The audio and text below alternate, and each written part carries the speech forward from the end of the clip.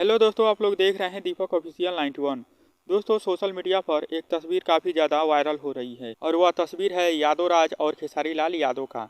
दोस्तों, यादव राज को कौन नहीं जानता। खेसारी लाल यादव को काफ़ी सारा हिट गाना लिख कर दिए हैं और उनका सबसे हिट गाना आप लोगों तो सुना ही होगा, सेटिंग करा के जा। दोस्तों, उस गाने पर 170 मिलियन के करीब उस गाने पर व्यूज है। तो यादव राज का कई साल बाद वापसी हुआ है, तो सभी लोग बोल रहे हैं कि उस गाने का रीमेक होने वाला है। जो सेटिंग करा के जा गाना है, यादव राज उस गाने को रीमेक करने वाले हैं। तो दोस्तों, हो सकता है यादव राज उस गाने को रीमेक भी कर दे, क्योंकि वह गाना काफ़ी धमाल मचाया था।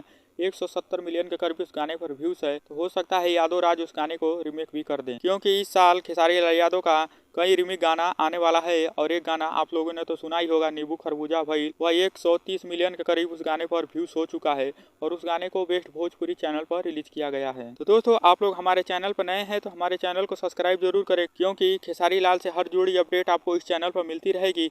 इस गाने से कोई अगला अपडेट आएगा तो मैं आप लोग बता दूंगा, तो आप लोग हमारे चैनल को सब्सक्राइब जरूर करें और बेल आइकन को दबाना ना भूलें। और अब वीडियो अच्छा लगे तो इस वीडियो को लाइक जरूर करें।